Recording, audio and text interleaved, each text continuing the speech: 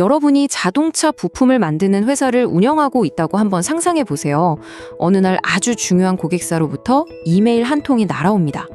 내용은 아주 짧고 간결한데 도무지 알 수가 없어요. 네, 바로 이 한 문장입니다. IMDS 데이터를 보내주세요. IMDS? 이게 대체 뭘까요? 회사 안에서는 아무도 이걸 해본 적이 없고 갑작스런 요청에 다들 당황하기 시작하죠. 아마 마음속에서 가장 먼저 드는 길모는 이거일 겁니다. 아니, 이걸 우리가 진짜 꼭 해야만 하는 건가? 인터넷을 막 뒤져봐도 무슨 말인지 모를 복잡한 설명뿐이고 이게 뭔지, 왜 해야 하는지 정말 답답하기만 합니다. 자, 그 질문에 대한 답부터 명확하게 드릴게요. 네, 무조건 해야 합니다. 자동차 업계에서 비즈니스를 계속하고 싶다면 IMDS는 하면 좋은 것이 아니라 반드시 해야 하는 것이에요. 지금부터 그 이유를 하나씩 아주 명쾌하게 설명해 드릴게요.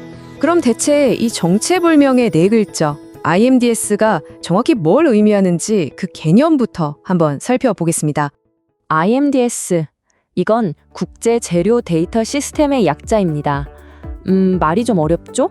쉽게 말해서 자동차를 구성하는 수만 개의 모든 부품들이 어떤 재료 또 어떤 화학 물질로 만들어졌는지를 기록하고 관리하는 전 세계가 함께 쓰는 단 하나의 시스템이라고 생각하시면 돼요. 이 비유가 정말 핵심을 꿰뚫고 있어요. IMDS는 한마디로 자동차의 성분표입니다.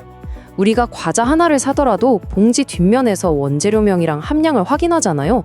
바로 그거예요. 이제는 자동차 한 대에 들어가는 볼트 하나까지도 그 속을 샅샅이 들여다보고 성분을 증명해야 하는 시대가 온 거죠. 아니 근데 왜 완성차 업체들은 이렇게까지 성분표를 요구하는 걸까요? 이게 그냥 귀찮게 하려는 단순한 서류 작업이 아니거든요. 여기에는 아주 중요하고 또 핵심적인 5가지 이유가 숨어 있습니다. 법적인 문제부터 시작해서 책임, 신뢰, 그리고 글로벌 표준까지. 바로 이 5가지 이유 때문에 IMDS는 자동차 업계에서 절대로 타협할 수 없는 규칙이 된 겁니다. 하나씩 좀 더 자세히 들여다볼까요?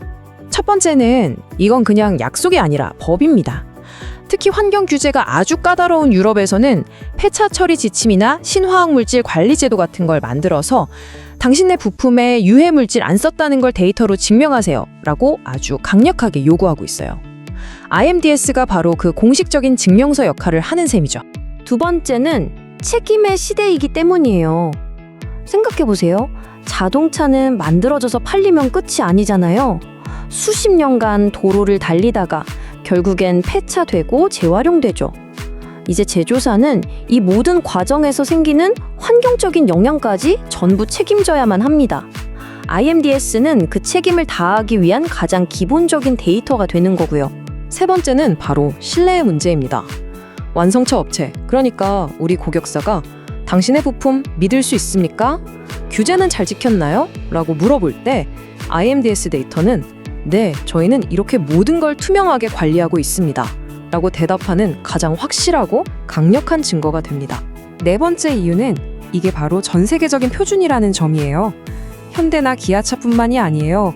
BMW, 벤츠, GM, 폭스바겐 이름만 대면 알만한 전 세계 모든 자동차 회사들이 바로 이 시스템을 씁니다. 한마디로 IMDS는 자동차 업계의 공용어나 마찬가지인 거죠. 마지막으로 5번째. 이건 한 번 하고 끝나는 숙제가 아니라는 겁니다.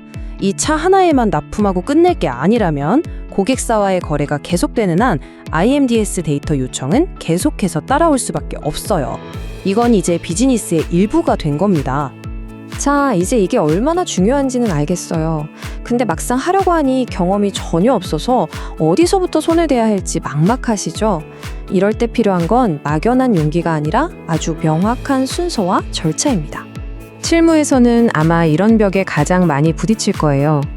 우리한테 재료를 공급하는 협력사의 정보를 달라고 하면 그건 저희 영업비밀이라서 알려드릴 수 없습니다 라는 답변이 돌아오죠. 하지만 이제 자동차 산업의 규칙은 분명히 달라졌습니다. 이건 숨겨야 할 비밀이 아니라 공급망 전체가 함께 책임져야 할 정보가 된 거죠. 이 5단계 실행 계획만 기억하세요. 첫째, 고객이 뭘 원하는지 명확하게 파악해야 합니다. 어떤 기준으로 언제까지 달라는 건지 정확히 물어보세요. 둘째, 우리 제품을 완벽하게 알아야 합니다. 도면이랑 자재 명세서, 즉 BOM을 펼쳐놓고 부품 구성을 샅샅이 분석해야죠. 셋째, 우리 협력사에게 필요한 데이터를 요청해야 하고요. 넷째, IMDS 시스템이 돌아가는 기본적인 규칙을 공부해야 합니다. 그리고 마지막 다섯 번째, 처음이라 너무 막막하다면 주저하지 말고 전문가의 도움을 받는 게 가장 현명한 방법일 수 있습니다. 특히 방금 말씀드린 네 번째 단계, 기본 규칙 학습이 정말 중요해요. IMDS는 그냥 데이터를 입력만 하는 그런 단순한 프로그램이 아니거든요. 재료는 어떻게 분류하는지, 무게 오차는 어디까지 허용되는지, 어떤 물질은 반드시 보고해야 하는지 같은 고유의 규칙을 이해하지 못하면 제출해봤자 계속해서 반려메일만 받게 될 겁니다. 자, 이제 마지막으로 IMDS를 바라보는 우리의 관점을 한번 바꿔보는 이야기를 해볼까 합니다. 이걸 단순한 서류 작업 그 이상으로 말이죠. 이걸 그저 또 귀찮은 서류 작업 하나 늘었네 라고 생각할 수도 있어요. 하지만 관점을 바꿔보면 완전히 다릅니다. 이건 우리 회사가 얼마나 높은 기준으로 제품을 만들고 사회적인 책임을 다하는 기업인지를 대외적으로 보여주는 하나의 멋진 선언문과도 같은 거예요. 실제로 IMDS를 아주 능숙하게 잘 처리하는 회사들을 보면 공통적인 특징이 있어요. 자기 제품의 구조를 속속들이 꿰뚫고 있고요. 협력사들과의 정보 흐름이 아주 체계적으로 정리되어 있죠. 그리고 무엇보다 중요한 건 이런 환경 규제를 넘어야 할 부담스러운 허들이 아니라 당연히 지켜야 할 글로벌 표준으로 받아들인다는 점입니다. 맨 처음에 여러분을 당황하게 만들었던 그 이메일 기억나시죠? IMDS 데이터를 보내주세요. 이 말은 사실 이런 의미였던 겁니다. 이제 당신도 자동차 산업이라는 이 거대한 시스템의 공식적인 일원으로 초대되었습니다. 경험이 없다고 두려워할 필요 전혀 없습니다. 처음이니까 처음답게 한 걸음씩 차근차근 나아가면 됩니다. 그게 가장 중요해요.